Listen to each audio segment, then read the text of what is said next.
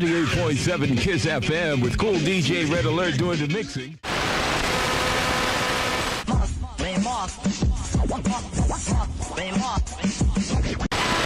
98.7 KISS FM, the Latin Rascals. The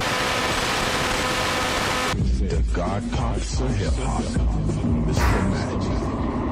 If I can go back in time and tell my younger self that I'd witnessed history unfolding, and that I'd be old as hell 40 plus years later, I doubt I'd listen. I was too stubborn and ignorantly believed that I'd stay young, and new MCs would constantly churn out music for NYC that would be instant classics today. A lot of those earlier MCs are long forgotten, yet the ones here still tour, and we old heads get nostalgic about music during this period in time, what gave us eargasms.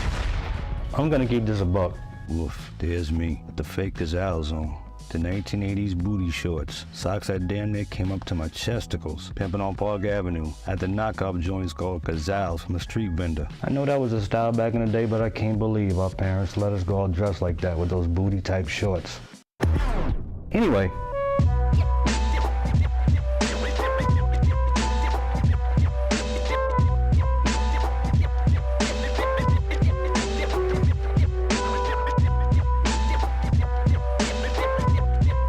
40 years ago, I started a tape collection from the ground up, pretty much like most of NYC was already doing.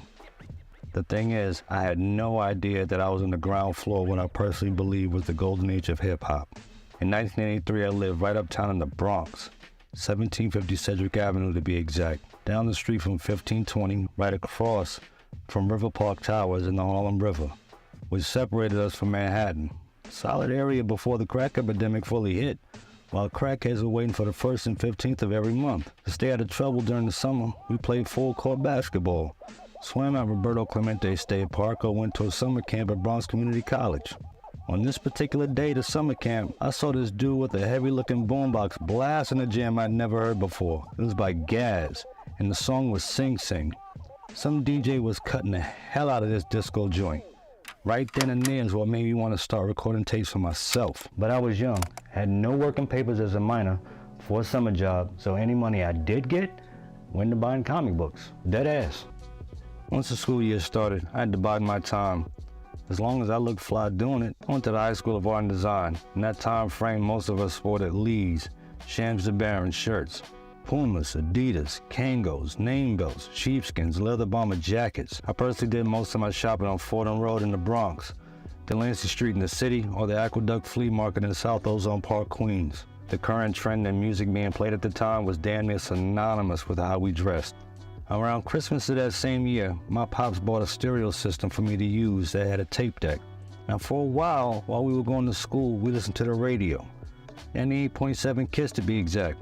They almost always dropped on the radio by the Crash Crew, but by then things were slowly changing.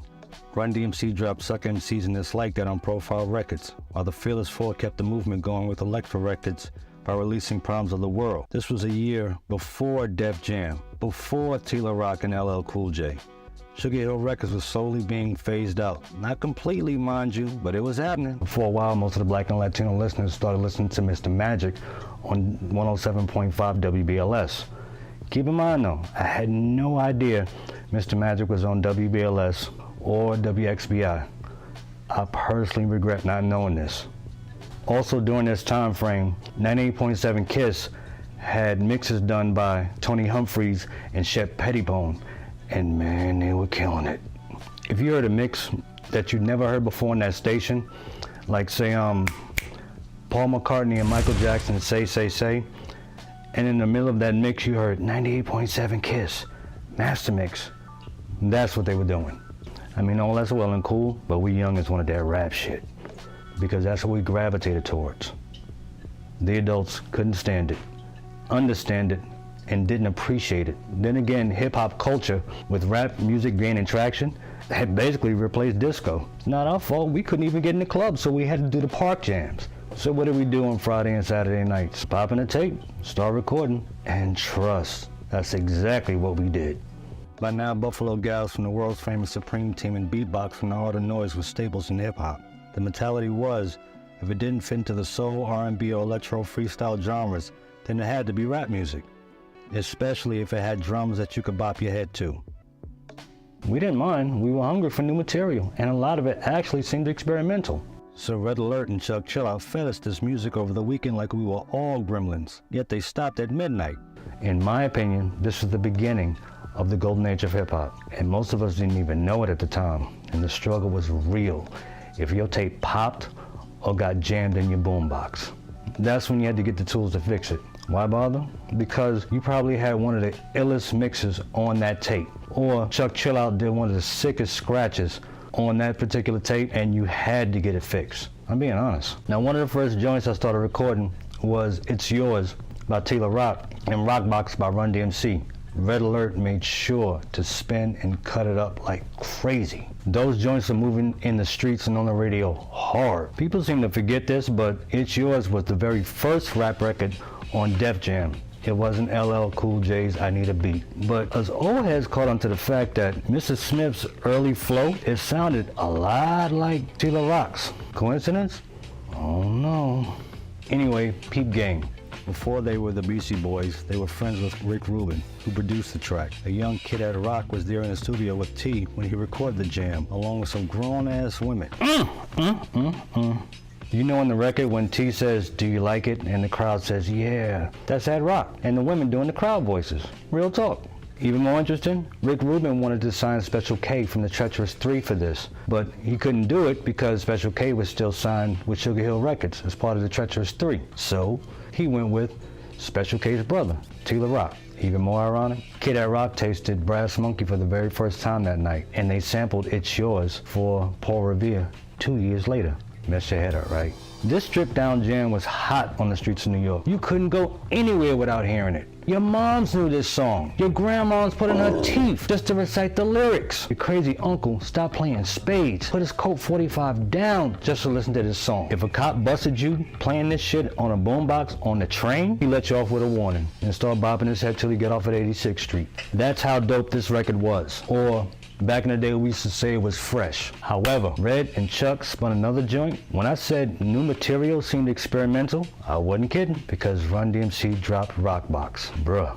Okay, in 2023, we take it for granted. We're used to it. But Run and D self-appointed themselves as the kings of rap and roll. We all know that. But in 1984, this was totally different. Like, totally new. We had never heard no shit like this before. For some context, you guys have to understand something. We had nicknames for each borough. I mean, to us, it was just 4 boroughs. Or like Bruh from the 5th floor. Deadass, it was just 4 boroughs. We didn't even think about Staten Island until Wu-Tang Clan came along and put Shaolin on the map. It was basically who had the better borough because of who we grew up with, who our friends were, what rapper represented it. That's all it was, like a competition thing. Now for the Bronx, we started this hip hop shit. That was home, and we took pride in it. Despite it having more abandoned buildings than the Knicks winning championships, Grandmaster Flash and the Furious had dominated for a minute, and now Tila Rock had the streets on lock. RunDMC were from Queens though, specifically Hollis. They had dropped 2 hot joints previously, and when they dropped Rockbox, that song hit the ground running like a slave running for freedom. This joint, Red Alert and Chuck Chillout used to cut it up like crazy. And that guitar riff by Eddie Martinez, that was straight fire. But what most still don't know, probably to this day, is that Run and D didn't even want the guitar riff on the song. After Suck MCs and It's Like That, rap street cred was solidified for them. We all understood that Queens was representing, but Run and D, when they heard the guitar riff on the track, they didn't get it. They just wanted the drums, which was basically Billy Squire's Big Beat programmed. All they cared about was the drums, the bells, not the guitar riff, because they felt it wouldn't be accepted in the hood, but it was. Was it as lyrical as It's Yours? No, but we had never heard anything like that before. These cats didn't even want to make a video for it to be shown on MTV. Thank God they did though. Big ups to Michael Jackson for opening the door and leaving it open, because MTV, allegedly, didn't want any black artists on their channel. This rap and rock combo got white kids who probably never listened to rap music and never got into hip-hop culture to take notice and start listening. If joints like these were gonna drop and evolve on Friday and Saturday nights, then you already know. Now to be fair though, I missed a lot of the good stuff that got no radio play. The Cold Crush Brothers tapes that got circulated around the city, and the Mo D Busy Bee Battle at Harlem World, I missed it. Ain't gonna lie though, giving someone a blank tape ain't exactly a risk, but Giving someone a tape with all that material on it? You'd rather give up your Jerry Curl activator or your new kicks. Please do me a solid for the YouTube algorithms. Drop a like, comment, subscribe, tell your mom, tell your auntie. They used to date 4 drug dealers way back in the day. There's a lot of material to cover. Know the ledge.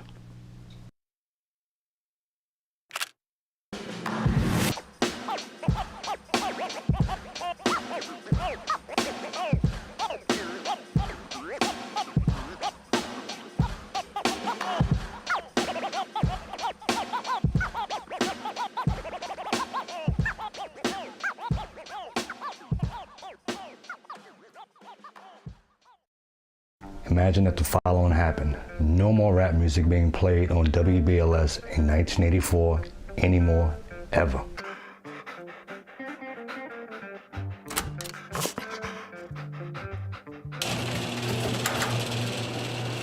After the last video, I had plenty of things to discuss. Then it hit me while I was about to walk my cat Scribbles. I gotta talk about the god pops of hip hop, Mr. Magic. Good evening to your super listeners. How you doing tonight, all you fly guys and fly girls? Welcome once again to the world famous Mr. Magic, Rapper Jack, and of course I am. Some parts of this are such a pain in the neck to talk about that every time I think about it, I get disgusted. So why not give you some context? 1982 WBLS were pretty solid with their ratings and needed a solution to the problem of 98.7 KISS gaining ground via younger listeners. Pretty messed up because this is the same station that started playing D-Train, Alicia Myers, Shannon, and Madonna before damn near everyone else back in the day. Remember when we all thought Madonna was his sister? I mean, yeah, I thought she was too. In this time frame though, Frankie Crocker was the program director, and Frankie had a musical director named Mae James. Mae has a daughter who constantly stayed up well past midnight listening to the radio, with that same radio under her pillow on the low. So naturally, Mae's wondering what the hell has her daughter so caught up that she probably risked getting put on punishment for staying up past Betty by. Turns out that her daughter was listening to some dude named Mr. Magic and his rap show on WHBI. Magic would personally buy airtime on WHBI because it wasn't commercial radio, but he did believe in the growing hip-hop culture and loved rap music. Having been on at HBI for a few years already, his show didn't start off playing mostly rap music because there weren't enough rap songs to fill the time slot. Before he rebranded it as The Rap Attack, it was actually called Magic's Disco Showcase. Frankie Crocker met with Magic to offer him a spot on BLS for his show, which would more than likely bring his followers, and he would actually be on the air in prime time. The thing is, Magic didn't have an FCC license to be on BLS, so he had to work under the license of Tyrone Fly Ty Williams, who produced Magic's show and would eventually become the co-owner of Cold Chillin' Records years later. Anyone at BLS that had a license that Magic could work under, well, they didn't want to be bothered with him or the music. You see, neither 98.7 KISS nor BLS actually respected rap music, even if it was played on those very same stations. Crazy, right? Here's where things get even more interesting. Even at this point in hip-hop history, Magic's other nickname was Sir Juice. This we all knew. But the original Juice Crew? Well, here's where that old wow moment comes in. Most folks like me would start rambling off names like Roxanne Shante, Craig G, Tragedy, MC Shan, Bismarck, etc., etc.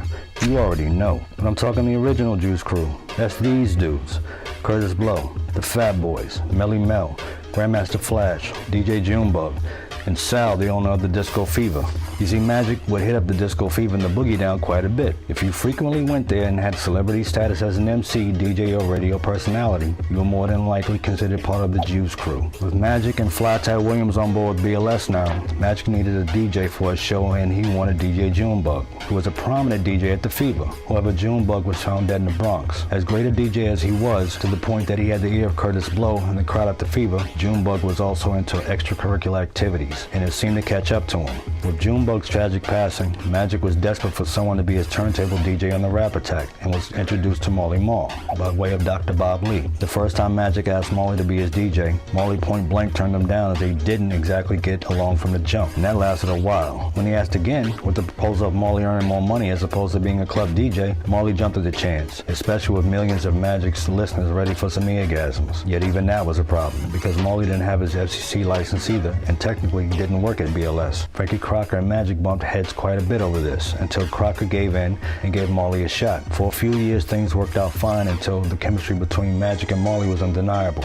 However, Murphy's Law still applies to any and everything. This is 1984, a good year for rap music and the hip-hop culture on a whole, despite the crack and AIDS epidemic on the rise with no slowing down. It's Yours was a hit, Rock Box was a massive hit, Divine Sounds dropped Do or Die Bet style rep in Brooklyn harder than times in 1929. Beat Street had come out in June of that year, with Wild Style having dropped a year previously. Magic, Marley, and Ty had gotten BLS some incredible numbers. Red Chuck and the Latin Rascals were on Kiss handling business, so all should be good, right? Nope. Frankie Crocker left the station that year. The holy trinity of rap on BLS were on fire, and Charles Warfield, who was the general manager at the time, came up with the bright idea: give Magic, Marley, and Ty their own time slots. All that time spent building up more followers and getting BLS some great numbers to keep them ahead of Kiss FM was official. Technically, that sounded good at the time considering the opportunities offered to the fellas, but Warfield had an ulterior motive. He didn't want any rap music, zero, nada, being played on BLS. Ken Webb, who was a respectable DJ at the time, allegedly didn't like rap music either, and would insult the genre right in front of Magic at meetings concerning BLS and its growth. Warfield basically offered the fellas crumbs and dingled enticing bait in their faces to get them to stop rap music's ascension and progression. He'd even gone so far as to talk to Barry Mayo, who was a top dog at Kiss, to make this happen by getting rid of Red Alert and Chuck Chillout. You just can't make this stuff up. Mr. Magic was arguably the biggest person in rap music because he had a huge following that was growing, and he was on radio. Record labels would look up to him and seek his approval if a rap song was worth playing on his show. And yes, that included Sugar Hill Records or a young Russell Simmons who gave his brother Joe a shot and put him on. Think about it. The overall ramifications of this are mind-blowing. Warfield's decision was a slap in the face to the hip-hop community, and it will make you question why would the station choose to turn its back on a genre that was rapidly gaining traction. The fallout was particularly devastating for Mr. Magic, who would not only lose a huge platform, but also his ability to support and promote the artists he believed in, like he did with Divine Sounds of the Fearless Four. Check the credits on a Fearless Four album. M Squared is Mr. Magic. You can question if the exclusion of rap music was driven by commercial concerns or a lack of understanding about the cultural significance of hip-hop itself. To understand the motivation behind WBLS's decision, you probably have to consider the socio-political climate at the time. With rap music gaining increasing attention and sometimes controversial subject matter, the station may have faced pressure from advertisers and conservative groups. Ronald Reagan was president, remember? Although Jesse Jackson tried his hand by campaigning for the big chair that same year. Then you actually have advertisers that had the mentality that black folks didn't actually buy their products, like Macy's as an example. As a response to Warfield's decision to go through with this, Mr. Magic, along with the reluctant Marley and Ty, leaves WBLS to go back to HBI. Being pissed about this fueled Mr. Magic because at the time, he could see what no one else was seeing, a future with neighborhood entertainers that could express themselves, and he wasn't getting paid an insane amount of dollars to do it either. He believed in this, and no one could tell him any different. Dude was a serious visionary, and if it wasn't for him, there would have been no Marley Marl on radio to produce the instant classics we grew up on. No Biz, G-Rap, no Rakim, no Big Daddy Kane, no producers and beat makers to be inspired by Marley, like Pete and Primo, and none of those hot exclusives that Magic dropped on BLS let all of this marinate about how one dude saw what most didn't, and if Marley didn't learn how to sample. And yes, BLS did bring them back. That's a story for another day though. Here's my take on this overall. If you, like Magic,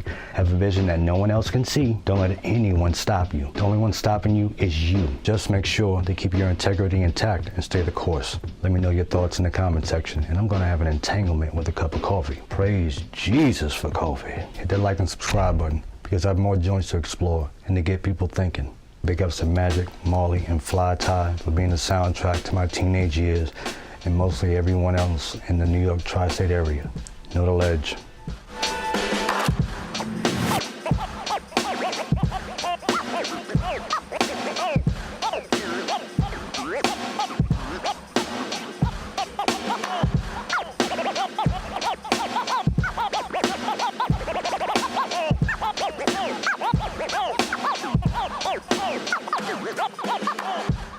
Finally, the ones responsible for the murder of Jam Master Jay were found guilty. Over 20 long years for this to happen. Yo, what's up? Yo, my homeboy and partner DJ Run wants to come out and help me out, but he said y'all don't sound loud enough. So if y'all want him to come out here and say some of them fresh rhymes, somebody say run. You say run. Call him out, say run. A little louder, say run. Come on, just clap your hands, everybody. I'll be honest, I had no idea how to approach making a video like this. I was a huge RunDMC fan since they first dropped this Like That and Suck MCs back in 1983. But how do I make a video about this group, these duo MCs, and this cool as hell DJ? I don't know. I had 2 subjects I wanted to get off my chest before I started plotting. I mean, bruh, I was going all in like Lexington still in his prime when he was still making porn flicks, getting into chicks' jibbers and shit. You know what it is? So I'm telling my boy what I wanted to talk about next. So he tells me that the cats responsible for Jam Master Jay's death had the day in court. I admit, I was happier than a chick with some new Spider Lake eyelashes, or some dude sporting some gray sweatpants to show how big his joint isn't. The first thing that popped into my head was, damn, this took a long ass time, and it was suggested that I write about this from my perspective. This felt like a challenge to me because the focus had to be a bit more J than RunD. Well, okay, let me get this out the way. RunDMC were never signed to Def Jam. They were signed to Profile Records. You'd be surprised how many people to this day still don't know that. The owner, Corey Robbins, was actually kinda leery to sign these cats. I mean, this label escaped being ruined financially. Dr. Jekyll and Mr. Hyde saved it by $2,000. In any case, being connected to Run's brother Russell, most of those mid-80s rap acts were signed with Rush Management. Now this takes me back, even if it was 40 years ago. If you're a comic book fan like DMC, Secret Wars was already killing it. Amazing Spider-Man number 252 introduced us to Spidey sporting that black suit. 3 people in this time frame were practically running pop music radio stations: Michael, Prince, and Madonna, all born the same exact year. RunDMC dropped their very first album before summer, which incidentally was dedicated to DJ Junebug, whom I talked about in the last video. The video for Rockbox got played on MTV that summer, and Jam Master Jay was officially down with them because Russell wanted to get an album done. Okay, cool. From 1984 to roughly 1988, RunDMC damn near had a chokehold on rap music because they expanded it beyond the hood, basically their core audience. After what I call the rise of the lyricists started happening in 1986, and their core audience started sliding off pretty much due to Walk This Way, you can see the decline slowly happening. As respected as they were, there were many others coming through the door that we were introduced to, from new lyrical MCs to new female MCs to new groups emerging. I mean, don't get it twisted, they still had dope joints even up until 1988's Tougher Than Leather, but with more artists coming out, the competition was fierce as well as it was respected. Now, jump forward to 1993. RunD&J got the hookup from DJ / 1992's Remix King / insane producer Pete Rock, because they were phasing out. NWA, Tribe, and Naughty had already dropped some incredible albums. Those 3 alone had different sounds, and it wasn't just them. Rap music has seriously evolved, so that now you had more choices to select from. If you're one of those folks that's wondering, well, what about so-and-so? And you know who you are. I didn't forget, because the list is long and the focus isn't on RunDMC, although Pete Rock gave them a serious resurgence to their career with Down with the King in 1993. That act alone got them touring again, and the payout in the 1990s was much better for them than in the 1980s. Death Row were out with that G-Funk flavor now, repping Cali, then added Tupac to his crazy arsenal of artists. It was pretty much game over. I'm gonna keep this a buck. We knew Death Row was a problem when Dre dropped The Chronic in 1992. With Tupac added in the mix, it was like the 1992 Dream Team, and man, they had so many dope tracks. I personally didn't care where producer, DJ, or an MC were from. If your shit was dope, it was dope. Period. Death Row was making a killing being played on urban and pop stations. Dre and Snoop got the cover of Rolling Stone. The money was flowing faster than drunk dudes at a strip club, and New York's only savior was a brother from Brooklyn. By then, RunDMC's dominance was all but over. With no money coming in for Jay, bills are piling up and he was in the hole, especially with the spotlight fading. He reportedly owed the IRS over $100,000, but it was actually $500,000 in debt. Back in the 1980s, the group famously had an anti-drug stance in lyrics and PSAs. Hell, I remember when they gave a concert around 1985 because of the surging crack epidemic, and appeared on New York's Channel 11 News speaking about it. The thing is, and from my personal standpoint, if you have no financial advisor or zero knowledge of how to manage your money, you're going to have problems in the long run. I'm not one to make excuses for Jay, and I refuse to shit on the man's legacy. From what I read about him over the years, he was a good dude, helped out his family when needed, great family man, loved music, stayed in the community to start a record label, mentored a young 50 Cent. He, like most of us, made a terrible decision and it ultimately cost him his life. The irony of this is there happened to be 2 people close to him, a childhood friend and his very own godson. To get over the pressure of being in debt and a net worth that had plummeted, Jay became a cocaine middleman as his career slowed and money ran short. In 2002, a year after RunDMC's 7th and final studio album, Crown Royal, Jay had allegedly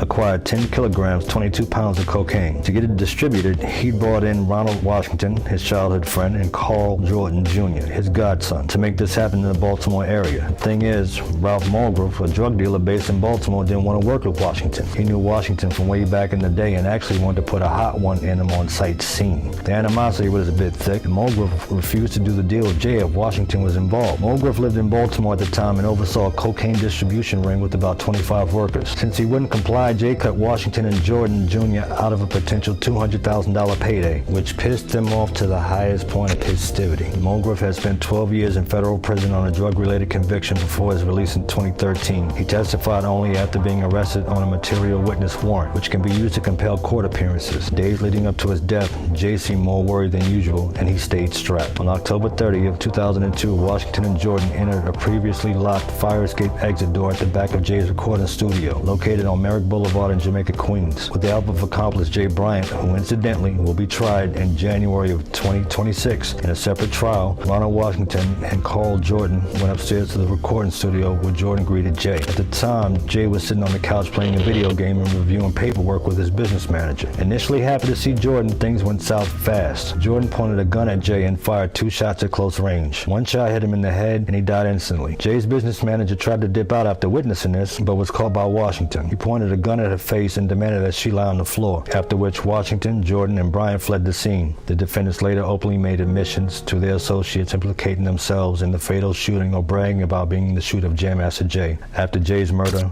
Run announced the official breakup of RunDMC. This execution of pure act of revenge was finally made right, with Washington and Jordan having had their day in court, and millions couldn't be happier. The sad and tragic part of all this is that Jay left behind an incredible legacy, which most of us will never forget. During their heyday, people typically think that it was Run that fired up the crowd.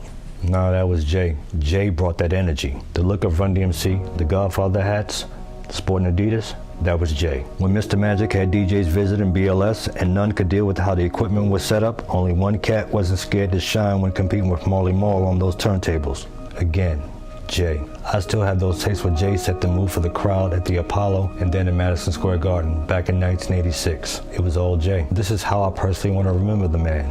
He was that dude, and I refuse to think negatively over a terrible mistake that cost him his life. If we were all saintly, chances are churches wouldn't exist. Do me a solid. Hit the subscribe button, keep hitting your boy with some coffee, and keep your integrity intact. Know the ledge.